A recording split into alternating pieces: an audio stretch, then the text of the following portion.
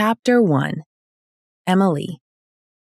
The colors swirled around me, a kaleidoscope of hues colliding and merging as I dipped my paintbrush into the vibrant palette. With each stroke, the sunflower on the canvas seemed to come alive, its petals reaching out as if to soak up the sun that filtered through the window.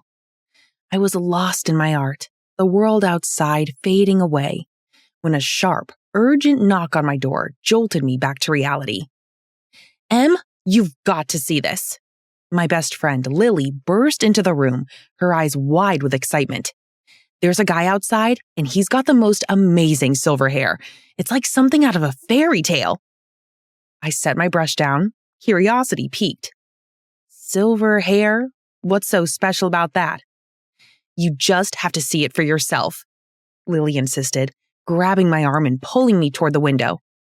"Trust me, this isn't your average silver fox." Peering outside, I spotted him. He was tall and broad-shouldered, with a head of hair that shimmered like moonlight. His eyes seemed to hold a lifetime of stories, and though the lines on his face hinted at his age, there was a youthful vitality about him. As if sensing my gaze, he looked up, and our eyes met. Heat flooded my cheeks, and I quickly ducked away from the window. I could still feel his gaze on me, like a magnetic pull I couldn't quite resist. "Who is he?"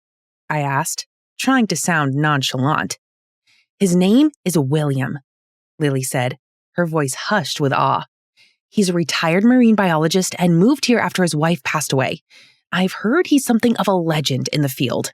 And Em, you won't believe this, but he's got 2 grown-up kids." The idea of someone with grown children piqued my interest, but I knew better than to let my heart race ahead of me. After all, I had just moved to this small town to rebuild my life after a painful breakup, not to get swept up in another whirlwind romance.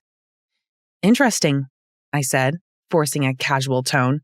"But he's probably twice my age, Lily. It's not like we're going to fall madly in love or anything." Lily smirked, raising an eyebrow. "You never know, Em. Life has a funny way of surprising us." I rolled my eyes, but I couldn't shake the image of his silver hair and the intensity of his gaze. "All right, enough about the mysterious silver fox," I said, trying to steer the conversation elsewhere.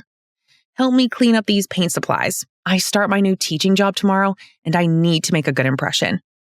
As we tidied up, I couldn't help but steal another glance out the window. He was gone, but the memory of his eyes lingered, making my heart race.